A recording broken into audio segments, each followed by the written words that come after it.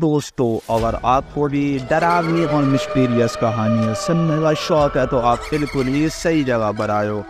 तो आज फिर मैं एक डरावनी कहानी के साथ आया हूँ तो जिसका नाम है द घोस्ट ग्रेवयार्ड।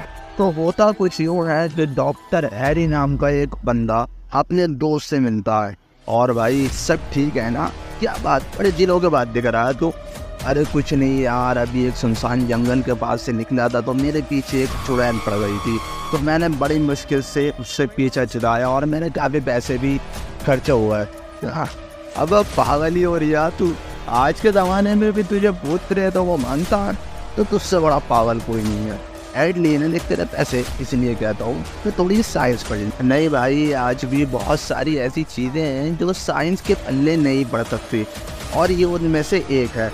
अगर तुझे यकीन नहीं होता तो तू बंगाल में एक कब्रिस्तान है, उधर चला जा। तो हैरी का दोस्त उसे एक कब्रिस्तान के बारे में बताता जहाँ पर भूत प्रेत और आत्माओं का साया है। तो उसकी बातें सुनने के बाद और गूगल पे रिसर्च करने के बाद उसे पता लगता है कि यहाँ के बारे में तो काफ़ी बातें फेमस है भूत प्रेत को लेकर। तो वो थोड़ा उतावला होता है और सोचता है कि चलो मैं भी तो देखूं, मैंने जो इतने साल पढ़ाई करी है, साइंस ठीक है, ये भूत प्रेत होते भी हैं या नहीं होते। तो वो चले जाता है बंगाल के उसी कब्रिस्तान में, और एक पूरा दिन बिताने के बाद वहाँ पे गाने शाने बजाने के बाद सिगरेटें पीने के बाद वो जब अगले दिन घर पर आता है, वो कहता है कि ये सारी अफवाहें थी, मैं सही हूँ और साइंस बिल्कुल सही कहती है कि भूत प्रेत कुछ भी नहीं होते। अगर कुछ होता तो मुझे यहाँ पर ज़रूर दिखता, लेकिन मुझे कुछ दिखा नहीं। तो फिर वो अपने घर पर आ जाता है। घर पर आने के बाद रात हो चुकी होती है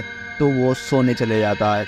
सोने के बाद वो अपने सपने में देखता है कि वो ट्रक के टायर में बंधा हुआ है और ट्रक बहुत ही तेज स्पीड से चल रहा है, और तभी ट्रक में आग लग जाती है और आग इतनी तेज हो जाती है कि वो हैरी तक आ जाती है और उसे भी अपने झपेटे में ले लेती है।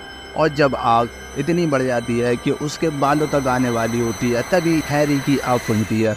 हे गॉड, क्या था ये? हो सकता है थकावट के मारे मुझे ऐसा सपना आया हो। चलो थोड़ा मैं मुँह धो लेता हूँ, जिससे मेरा दिन थोड़ा हल्का हो जाएगा। तो हैरी चले जाता है वॉशरूम में मुँह धोने के लिए, और जब वो अपना मुँह धोता है तो वॉशरूम में एक शीशा लगा होता है, जिसमें वो देखता है कि उसके पीछे एक चमगादड़ जैसी चीज़ अपने पंख फैलाकर खड़ी हुई है, और वो देखने में काफ़ी अजीब और डरावनी लग रही है। तो हैरी डर जाता है और पीछे मुड़ के जैसे ही देखता है तो वो देखता रह जाता है, क्योंकि वहाँ पर कोई भी नहीं होता, और उसे ऐसा महसूस होने लगता है कि उसके साथ वहाँ पर कोई है। इसी सब डर के मारे उसे पूरी रात नींद नहीं आती है।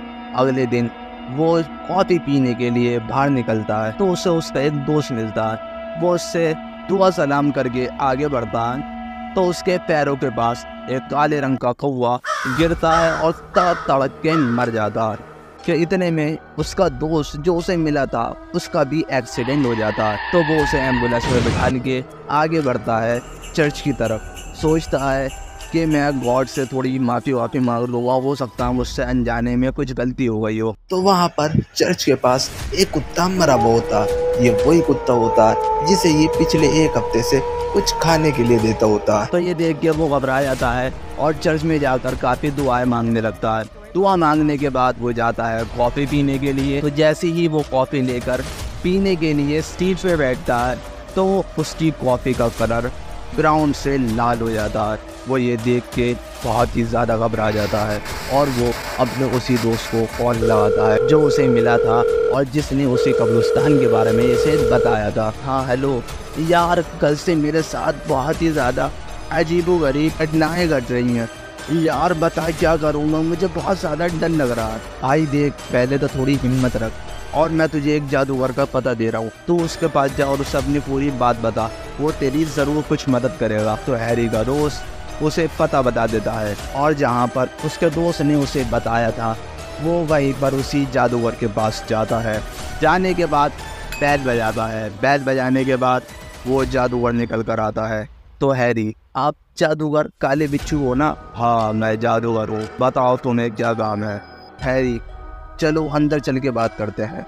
तो हैरी जादूगर को अपने बारे में सब कुछ बता देता है और जादूगर उससे कहता है कि तुमसे जाने अनजाने में कुछ गलती हो गई है और तुमने किसी आत्मा को छेड़ दिया है, जिसकी वजह से वो तुम्हारे पीछे पड़ गई है।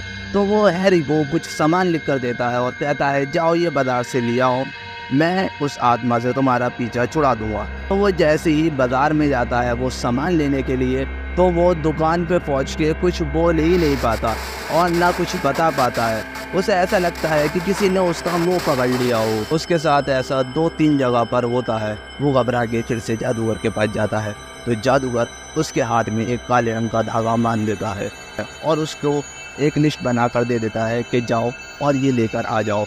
तो फिर वो जाता है। वो बोल तो कुछ पाता नहीं है, उसके हाथ में जो लिस्ट होती है वो वही दे देता है और उसे सामान मिल जाता है। सामान लेकर जब हैरी वापस से जादूगर के पास आता है तो दरवाजे के पास पहुंचते के साथ ही उसके पैर एकदम से जाम हो जाते हैं और ना ही वो अपने मुंह से कुछ बोल पाता है न चिल्ला पाता है। तो जिस हाथ में उसके जादूगर ने काला धागा बांधा था वो उससे बैल बजाता है। बैल बजाने के बाद जादूगर जैसे ही उसके पास आता है वो बेहोश होकर के नीचे गिर जाता है। तो जादूगर उसे उठाकर लेकर जाता है और वो सामान लेता है और उसके ऊपर वो सामान डाल करके कुछ मंत्र पढ़ता है। तो मंत्र पढ़ने के बाद जैसे ही हैरी को होश आता है, हैरी के सर में बहुत ज़्यादा दर्द होने लगता है। उसके हाथ पैरों में भी बहुत ज़्यादा दर्द होने लगता है, जैसे उसको किसी भारी चीज़ ने दबा दिया हो। फिर वो जादूगर से पूछता है क्या अब मैं ठीक हूँ, अब मेरे पीछे कोई है तो नहीं, क्या वो भाग गई सच में? तो वो जादूगर कहता है कि हाँ मैंने उसे भगा दिया। तो हैरी जादूगर को कुछ पैसे देने के बाद, उसके फीस देने के बाद वापस से अपने घर पर आ जाता है। घर पर आने के बाद उसकी मेडिकल हालत थोड़ी ठीक नहीं रहती। वो ना तो किसी से सही से बात करता है और चिड़चिड़ा सा रहने लगता है। और कुछ महीनों के बाद जब वो अपने क्लिनिक पे नहीं आता होता है तो उसके दोस्त उसके घर पे जाते हैं।